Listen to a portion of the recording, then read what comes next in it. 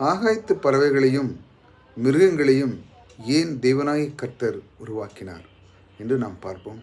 ஆதியாகமம் 2ஆம் அதிகாரம் 19ஆம் வசனம்.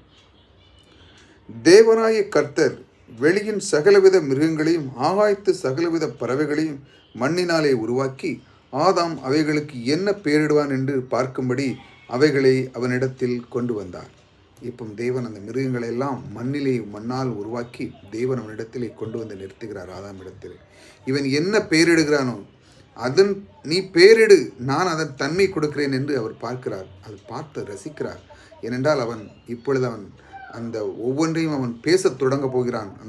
அந்த வார்த்தையானது அந்த வார்த்தை எப்படி நீ சொன்ன வார்த்தை தேவன் மூலமாக வந்து அது எப்படி கிரியேஷன் பண்ணுகிறது. நீ சொன்னால் நான் செய்கிறேன் அப்படிங்கிற மாதிரி நீ எந்த வார்த்தை சொல்லுகிறோ அதற்கு தன்மை நான் கொடுக்கிறேன். அவன் வெறும் பெயர் மட்டும் தான் சொல்லணும். அதாவது வார்த்தை, என் வீட்டிலே ஐஸ்வர்யங்கள் தங்கும் என்று நீ சொல், உன் வாயிலால் நீ அறிக்கை பண்ணு, அதை நான் நிறைவேற்றுகிறேன் என்று கர்த்தர் சொல்கிறார்.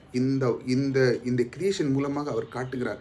மீதி உள்ள பைபிளெல்லாம் கர்த்தர் பேசுகிற வசனங்களெல்லாம் பார்த்தீங்கன்னா தேவனுக்கு நமக்காக எல்லாத்தையுமே அவர் உன் வாயிலிருந்து என்ன புறப்படுகிறது என்று அவர் பார்த்து ரசிக்க விரும்புகிறார். ஆகையால் இந்த மாதிரி ஆதாமிடத்தில் கொண்டு வந்த ஒவ்வொரு மிருக ஜீவன்களும் அந்த பெயரை அவன் விட்டு அந்த தன்மை அவர் கொடுக்கிறது போல உங்களுடைய வாழ்க்கையிலும் உங்களுடைய வார்த்தை மூலமாக உங்களுடைய குடும்பம் கட்டப்பட்டு சிறப்பாய் வாழும்.